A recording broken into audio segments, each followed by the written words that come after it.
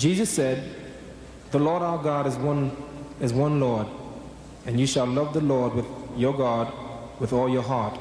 Mark 12th chapter, the 29th through the 30th verse.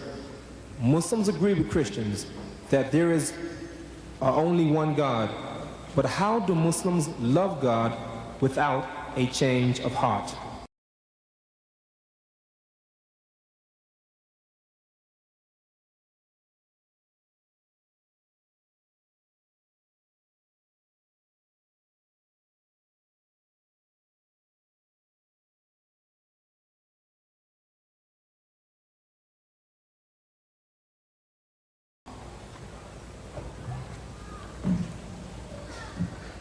The change of heart, look at the Muslims.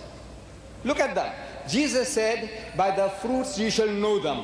Do men gather figs from the thistle or grapes from the thorn? He said, every good tree will bear good fruit and every evil tree will bear evil fruit. Here is the test. The fruits. Islam has created the biggest society of teetotalers in the world. There are some 1,000 million Muslims in the world, and almost as a whole, they are teetotalers. They don't imbibe alcohol. Here is the fruits. My own particular race, the most racist people on earth, you know, the Hindus of India, the caste Hindus, you know, the super Brahmin caste, my nation. And you see the same nation, the most racist nation on earth, becomes one who accepts the black and the white, the rich and the poor in his brotherhood. A change. With all these claims that are being made for Christianity, Jesus Christ transforming people's lives, you know, the old you goes out of you and the new you comes into you. I says, my dear brothers and sisters, look, in this mighty nation of America, according to Brother Swaggart, 11 million drunkards. That's what he says. 11 million drunkards and 44 million heavy drinkers. Your nation. And Brother Swaggart says, I see no difference between them. Means 55 million. He considers them to be drunkards. The only difference is that he is not going far enough. In Islam, we say even your social drinker. The Holy Quran says, but before that the Prophet Muhammad said, so whatever intoxicates in greater quantity is forbidden even in smaller quantity. No excuse for a nip or a tot. Out. The Holy Quran says, Ya ayyuhallazina amanu, so O you who believe, innamal khamru, most certainly intoxicants, wal maisiru, and gambling. Brother Swaggart in his book on gambling says 54 billion a year you are squandering on gambling.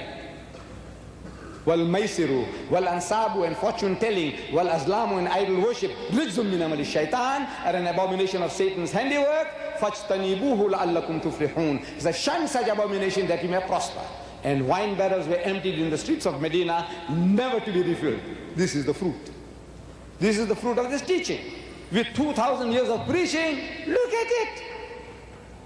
You have these powers of miracle working. Christ gives life. He heals the sick. Muhammad couldn't. In the name of Muhammad, they couldn't do it.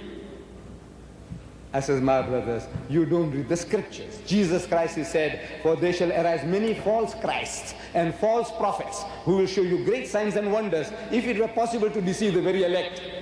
If false Christ can do that,